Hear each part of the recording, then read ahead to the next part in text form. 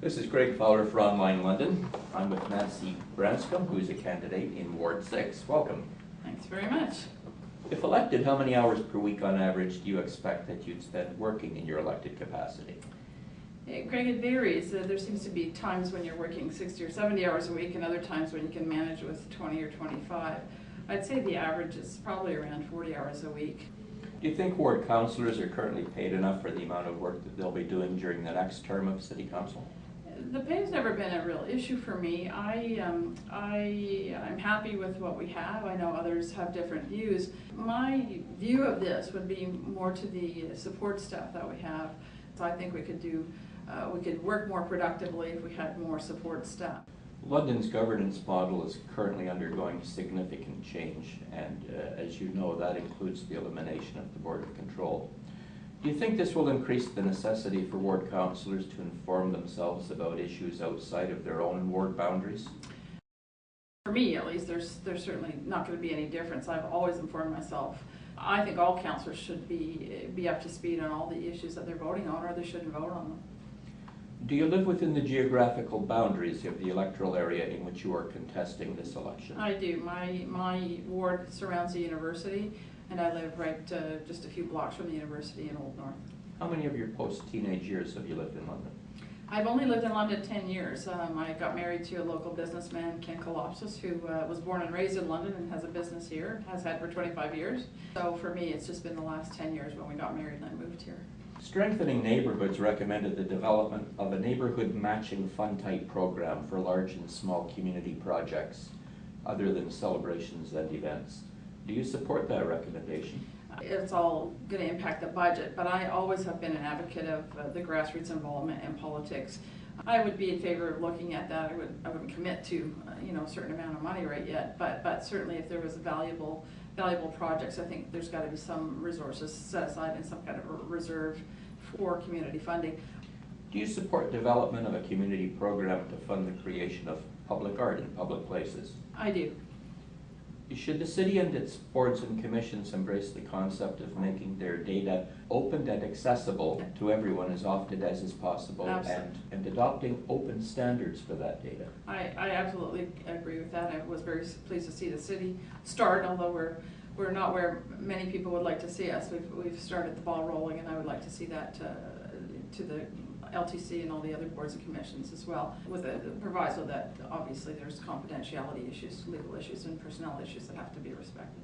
When existing software applications have to be replaced, or when software licenses have to be renewed, should the city adopt the use of open source software whenever that's possible? There are certainly expertise and people quite willing to help the city make sure that we can use this, and it's a lot less expensive than some of the stuff we currently do. So I'm all in favor of looking at what's possible there. Is the city's communication department being given enough resources, money, and personnel to properly maintain the city website and to inform citizens in a timely fashion? Through Service Review Committee, which I chair, we did an evaluation of that, and Elaine Gamble's done a great job of pulling together, how much money we did spend. I do believe it's under-resourced. She's done, I think, the best with what we've given her now, but if we want to take it to the next stage, then I think the communication is going to be a big part of that. Should citizens be able to subscribe to subject-specific RSS feeds from City Hall in order to stay informed? The notion's good. I guess I'm not sure what's involved in making that happen. We can't ask the community to participate more when they can't get the information they need to be involved. Should citizens be able to download agendas of upcoming public meetings, including advisory committee meetings, at least a week in advance? Absolutely. It's too cumbersome now, and again, it goes to our willingness to encourage citizen participation. They need to have the information to even know if there's something that might be interesting to them, and then the background information to be able to participate and make delegations if they want to, if they have something interesting to say or important to say about an issue. Despite the requirement of the Municipal Act that all City Hall meetings be public except for specific reasons, it's been argued that they most often are not because of the inability of the public to hear what's being said. Do you support the adoption of a policy which mandates the use of microphones in all public meetings at City Hall? I guess I appreciate the question, especially coming from you, because you've done such good work in trying to make it accessible by streaming our meetings, and I absolutely do. I know when I was in planning committee, we sit in the city council chambers, and lots of people believe when they're presenting that's a microphone.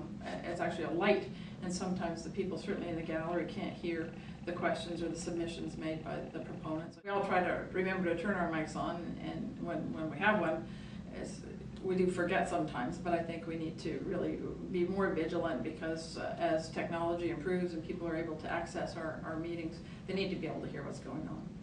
Should the city be webcasting all of its public meetings? Yes, they should. Should the city's boards and commissions be webcasting all of their public meetings? I would like to see that. I think that's probably the next step. I'd like to see the City Hall get their act together first, and then we can encourage our boards and commissions to do the same. Should chairpersons of public meetings at City Hall have to announce motions and amendments to motions and the number of votes for and against those motions so that people can understand what's taking place? That's helpful. I know that Councillor Beckler, when she was chair of planning, really did that, and she always explained to the audience what was happening, so people, because I mean, we're whipping through this stuff pretty rapidly sometimes, and even understanding the agenda is difficult, so it would be nice to summarize it so that the public knows exactly what happened. Should London hire an auditor general? Yes. Should homeowners have to pay a percentage of the cost for the repair of damage to underground infrastructure on their own property that's been caused by city-owned trees? I know it doesn't seem fair, but I'm not sure that there's any other way to do it unless we're going to break the bank. So I support the current policy we have. Do you agree with the placemaking concept of neighborhood gateways? Absolutely. Should there be increased user representation on the London Transit Commission? That's an interesting concept too, and I think that we might look at that. Obviously, the people that ride the buses are the ones that any decisions that are made have the biggest impact on, and I think it might be useful to hear, or some kind of advisory group at least from the public. There certainly should be that input, whether it's from an advisory committee or people that are, you know, they have a certain number of spots on the board for people, users, and I think obviously that just is common sense. If London's going to provide venture capital to businesses, should the city be guaranteed a return on its investment in the event that those businesses become profitable? I would like to see some more sophisticated contracts written. Stiller Center comes to mind, where, you know, I wasn't around when the contracts were signed and the governance model was set up, but there should be some way to recoup some money for the taxpayers when there's success, because obviously the taxpayers get dinged if they aren't successful. Should people be allowed to naturalize their lawns? Yes. Are London's pedestrians and pedestrian issues sufficiently represented at City Hall? I don't believe they are. It just seems to be an afterthought rather than, you know, a pedestrian-friendly city. We talk about transit first. We should also be looking at bikes and pedestrians in a different way, and I'm hopeful that we can, if we get the right mix of councillors that feel as strongly as I do about that. The traffic and parking bylaw prohibits people from using the sidewalk for any purpose other than pedestrian traffic, except as specifically permitted. Should downtown patios, which consume most of the width of the public sidewalk, be permitted? I like them. They do add life to your core. So, I mean, I know in some other jurisdictions where I've visited, they actually make wider sidewalks, so the pedestrians still have their ability to get around, and the patios don't take up the space. But I do think they add life to the community, and I do support them. When closure of a public sidewalk for construction purposes takes place, what steps should be required to ensure that pedestrians are not forced out onto the roadway in a manner which puts them at risk? Well, I assume we do something like, you know, having an alternate route with a boardwalk or some, you know, marking so that people can get around the construction. Obviously, we don't want people having to walk on the streets, particularly busy streets, to get around if the sidewalk's under construction. Is the warranted sidewalk program sufficiently funded? To be honest, I haven't had so many complaints about sidewalks, so I assume that it is. Honestly, never had a call about sidewalks.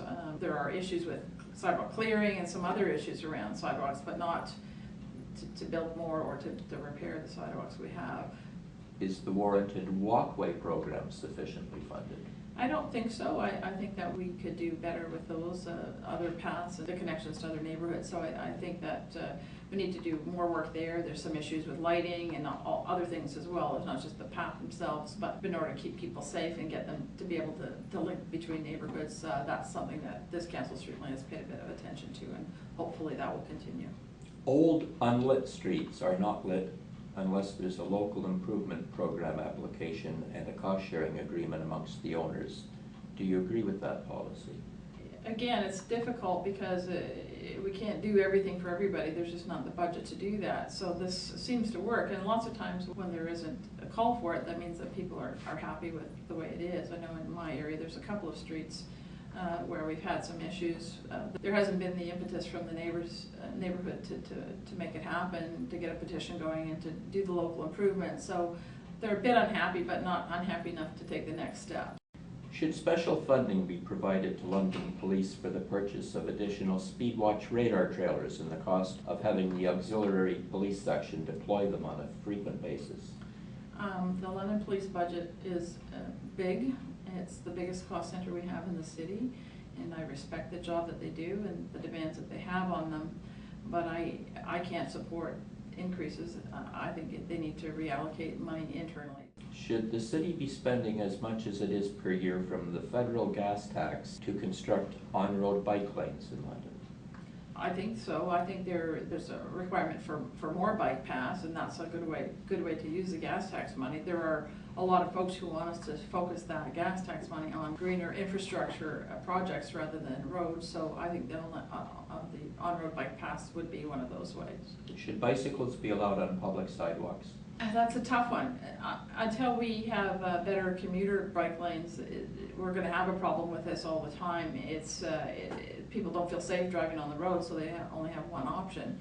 But then that puts the pedestrians in danger. So we've got a real conundrum going here. I think there needs to be an education for the drivers and the bicycles about how to share the roads. So it's not a firm no. I would like to see a time when we don't need to have bicycles on the sidewalk, but until the roads, they feel safe riding on the roads, I'm not sure we're going to be able to enforce that. Should persons in motorized wheelchairs and other mobility devices that are on the public sidewalk be obliged to yield for pedestrians? Yes, they should. Should the city install more bike racks? Yes, they should. Is theft of bikes an important issue? It certainly is. If that's your only mode of transportation, someone takes your bike. Do you have any suggestions about what might be done to combat it? Well, I'm not sure. I think if we have bike storage in places that are more visible, they're not going to be as apt to take them. Is the city currently spending enough to promote its web-based ride match service? We've done more in this term of council than I've seen in the past. I can't really answer that question. If the program's successful, I'm not sure if by spending more it'll be more successful. I'd probably like to evaluate that by talking to Jay or one of the folks involved in it. Should there be dedicated and discounted carpool parking spaces on downtown streets and in city-owned lots?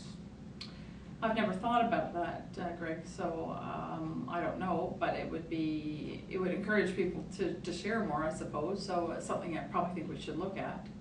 Should every signalized London intersection provide advanced left turns? We're actually getting a report to UTC next week to talk about left-hand turns.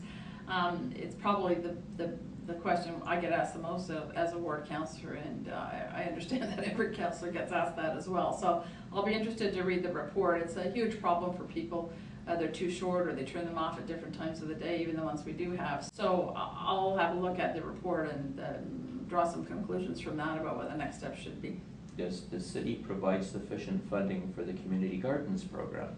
Sufficient is a pretty subjective word, so we've done more than previous councils, and there's been a great deal of interest in them. So I think we certainly should continue supporting them. Sufficient, I'd have to have somebody who's actually involved in community gardens tell me what they need and how much they need, then I could determine, because I don't really know. Should all dogs have to be muzzled when they're not on their owner's property? No. Should dogs be allowed at community events? Yes. Do you think people ought to be allowed to raise chickens in their backyards? I don't have a strong view yet. There is a report coming back, and I'll be interested in seeing what comes back, what they're doing in other municipalities, not just in Canada, but wherever they're starting to have backyard chickens. So I don't have a strong opinion, yes or no yet, but I think we need to move further down the path to look at what options there might be. That concludes the interview. Thanks for very your much, Greg, cooperation. and thank you for all the time you put